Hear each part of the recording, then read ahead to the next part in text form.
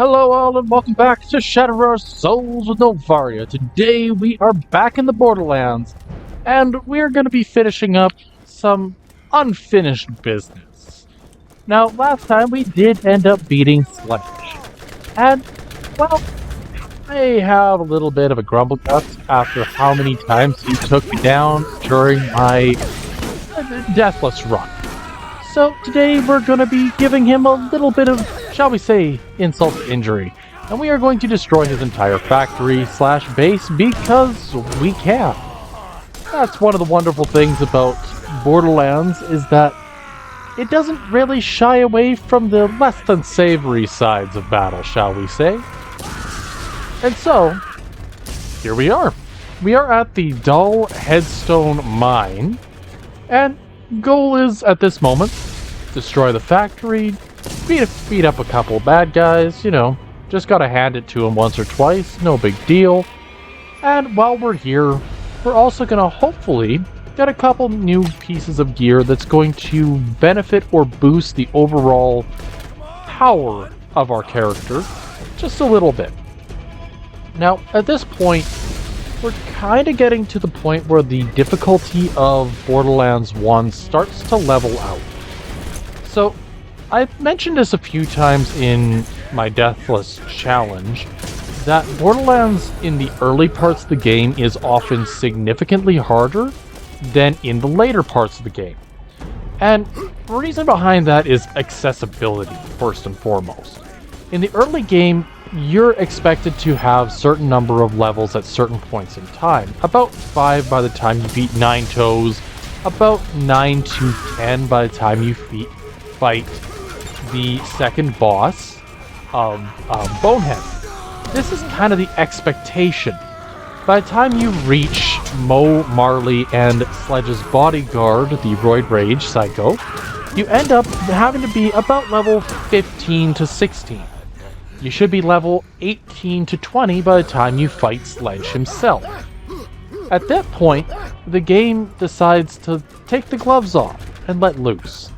But the thing is that we're only about a third of the way through, and already at 2/3 of the level that we are expected to be at by end game. And so, we end up with this situation where almost everything feels like it's just a tad bit weaker than it probably should be. This is partially by design. You're not necessarily supposed to finish every single side quest. But I don't know a single player who's ever played through Borderlands who doesn't actively seek out as many side quests as possible. That's just me. Anyways, we blew up Sledge's safe house. I feel a little bit more vindicated, I think is the word. And I'm feeling pretty good about that. So at this point, we are going to make our way towards the Dull Headland. But when you get shot, The Dull Headland is one of those regions that I don't think I've ever really talked about too heavily. At least not in this particular series. And the reason is because the Dull Headland is one that I both love and hate. It is one of those areas that says, hey, by the way, you have free reign. This massive area that is one of the largest regions in the entire game at your disposal. Have at it, have fun, enjoy, go for it.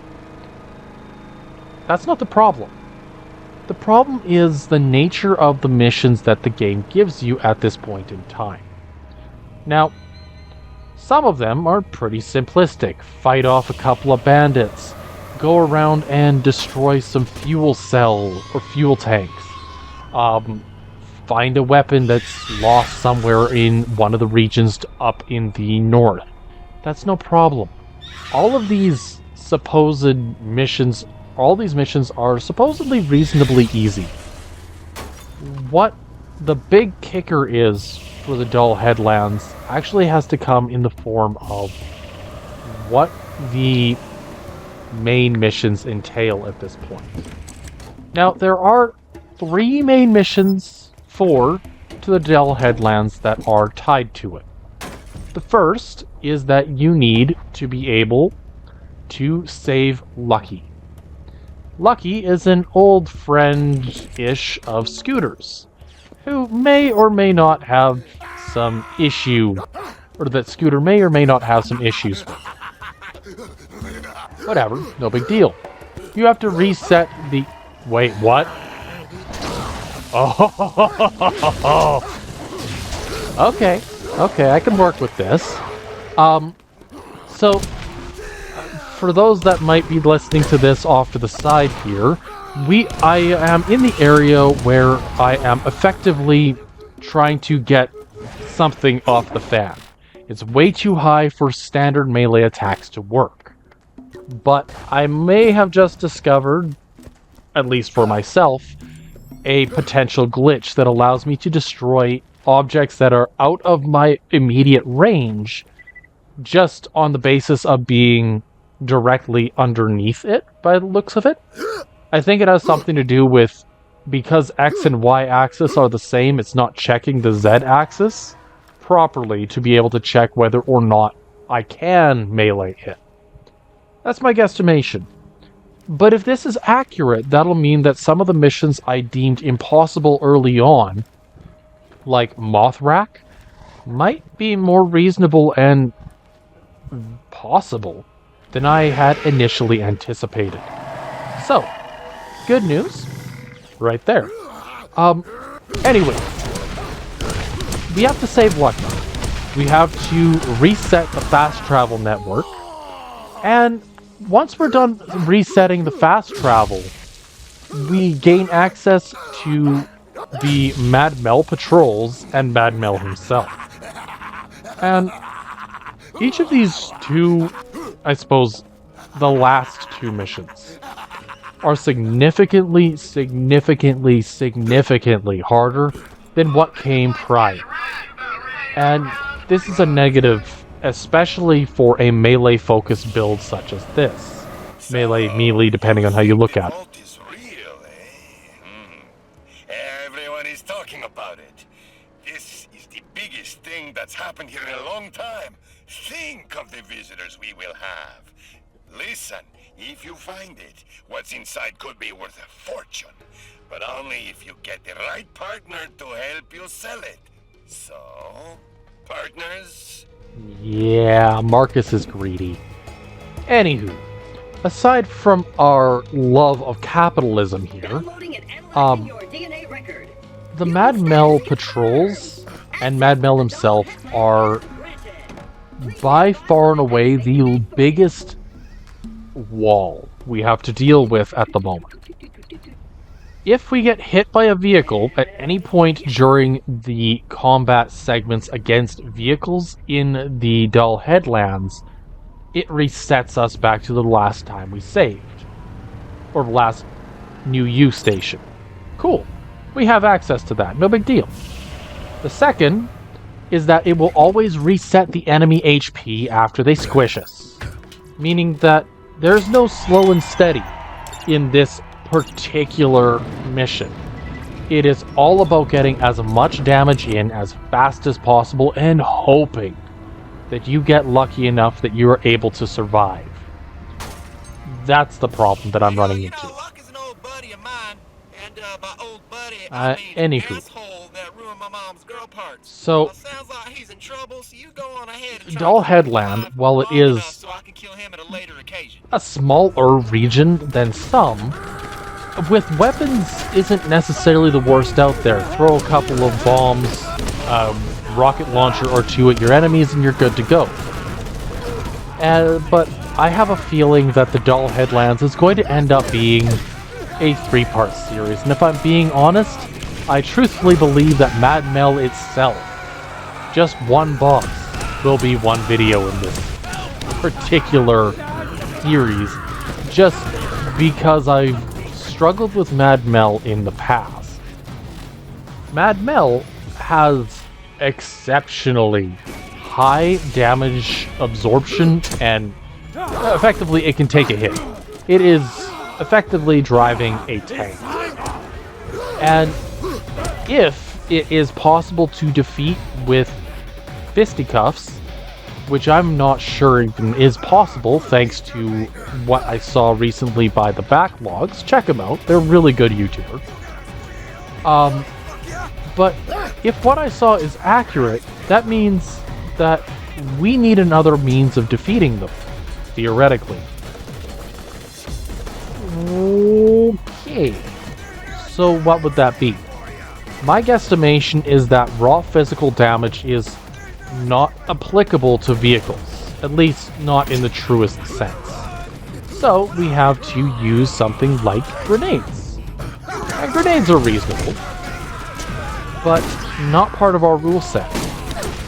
Well, why do grenades work in the first place? My guesstimation, elemental effects.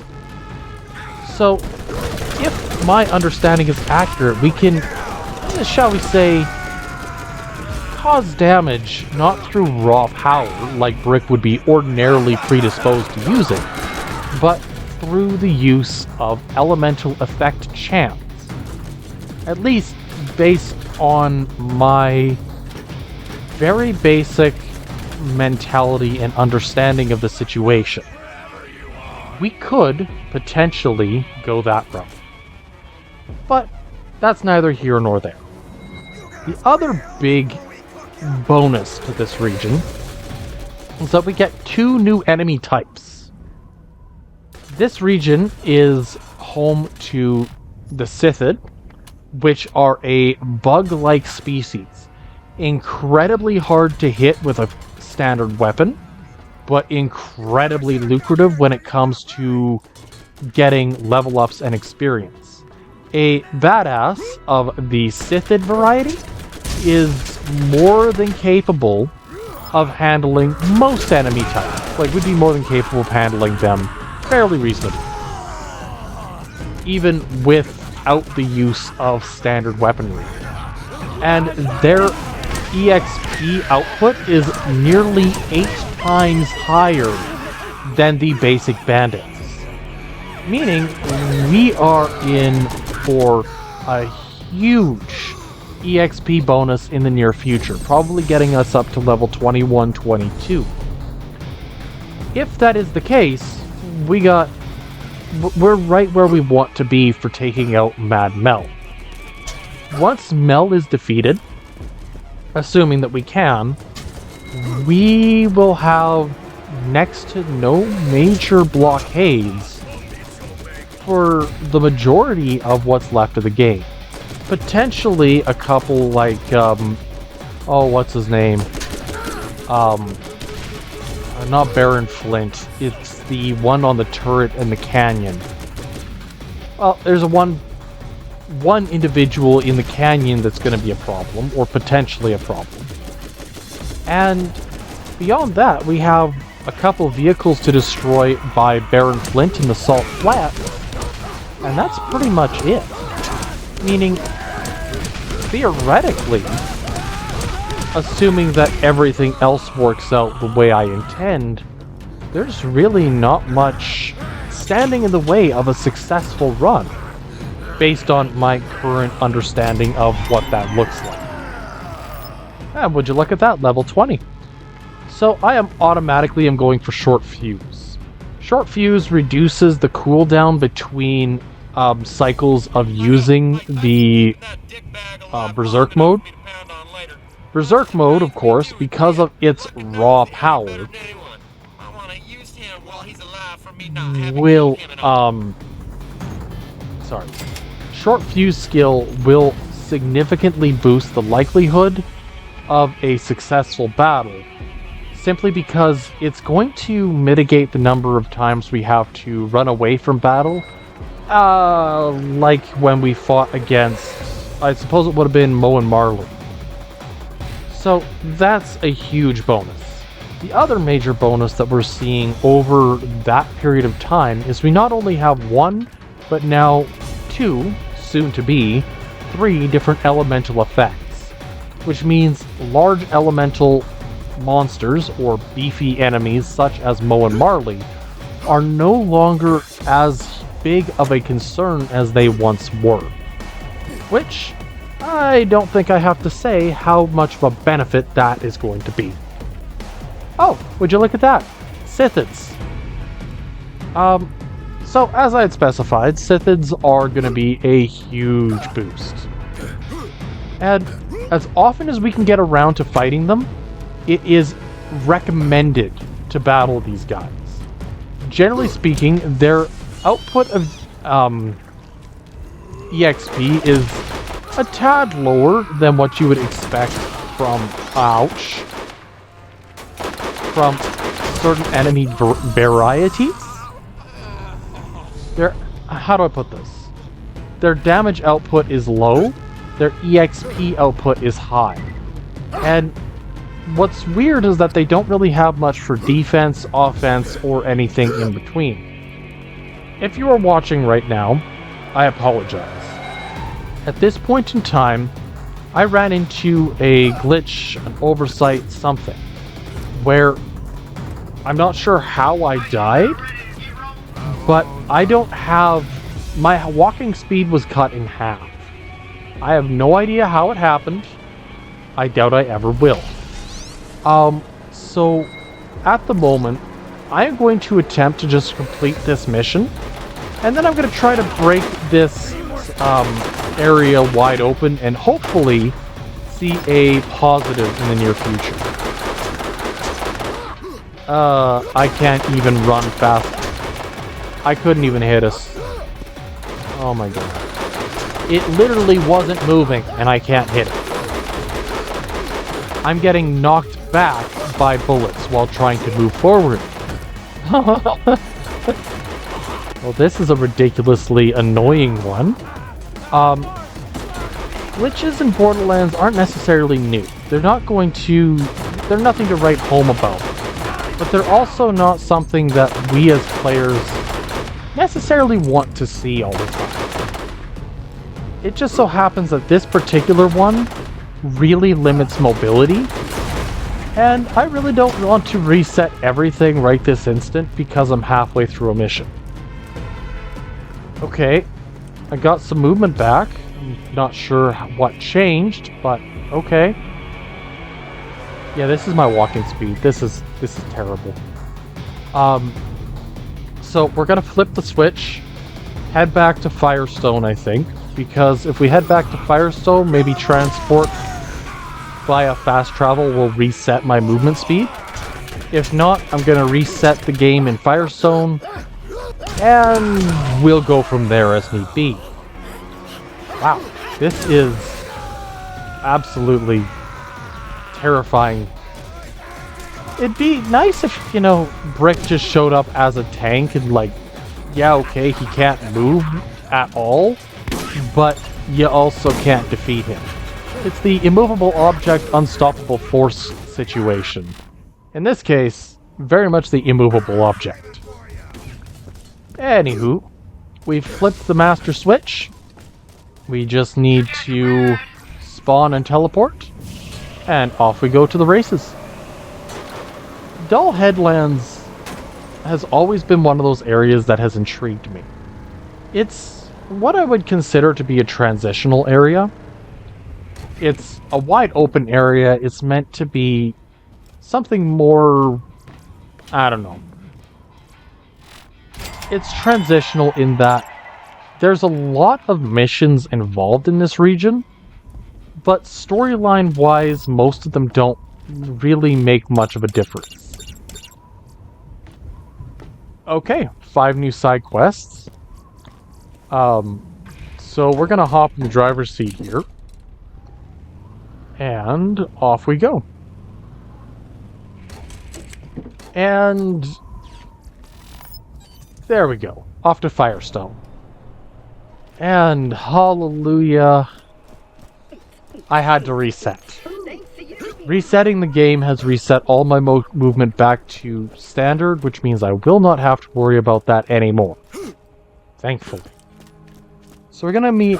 what's his name? Yeah, it'll come to me later. Point being, our guy who wanted the stuff off the fan, we're just gonna pass in the quest, say we finished it, jump back in the vehicle and head back to Dull Headland. Because that's kind of what we want in this region, right? You don't want to know what hit the fan. Welcome back to Dull Headland. So, I mentioned the Sithid were a enemy type or enemy variant that shows up in this region. But they're not the only one. The true king of enemy variants in this region is one that has very, very, very limited use at this point in time. And it is, of course, the Iridians. Now, the Iridians are an ancient race of on Pandora, responsible for the sealing of the Destroyer. And this is great. But most of the Iridians exist in more of a spectral form at this point, rather than in a flesh and blood body. This means, by extension, that they don't exactly have the best of health pools. Instead, vie more for shielding. So, going into the next section of the mission, we're going to be using the Shock Berserk mode. Specifically because Shock actually does something, and I want to actually be able to say I finished this mission today. The other side of things is that there are technically, I believe, 3 to 4 variants of the Iridians in Borderlands 1, with more that arrive later on in the series. The variant that I want to very much note here is that we have kind of 2 versions of the Spectres, and one called the Sera Guardians. The Sera Guardians, S-E-R-A, are going to be not necessarily a problem for now, but they are going to be a problem a little bit later down the line. This is because the Sera Guardians, I suppose, main goal, main combat style, is to stay as far away from any competitors as possible and battle from a distance. This is great. We don't have to worry about them, right? But we also end up in this lovely circumstance where, because of how far away they generally like battling, they end up being... Yeah, I'm dead. They end up being a much harder entity to defeat than what would ordinarily meet the eye. The reason they are so much harder to defeat is simply because, well, you're dealing with an entity that's sole purpose, sole drive is long-distance battling. And as a berserker with a penchant for the bonk, Brick doesn't exactly have the capabilities to beat a Sera Guardian one-on-one under the current rule set I have. Now, this isn't necessarily the end of the world. Having a bit of a powerhouse circumstance isn't necessarily bad. But the Sera Guardians, being what they are going to be an incredibly difficult force to beat because of the nature of what it is that they try to do, how they function as a general unit, and because, generally speaking, we can't typically reach them under ordinary circumstances to begin with. So, when those guys start popping up, our goal is very simple. Run. Anyways, welcome to I suppose, a vault of sorts. This is meant to kind of showcase more of what's to come. We have the Guardian Spectres showing up, and there was one other special one, the Guardian Wraiths. The Wraiths are weaker than the Spectres by a significant margin. Generally, Spectres are what I would call the full-on bandits. Think the bandit killer. In terms of strength, the Wraiths are more like the grunts, if you will. Weaker, more fodder-type enemies, but they're still more than capable of doing a lot of damage. Wow, he is very much buggered up. Was very shocking for him. So, yeah.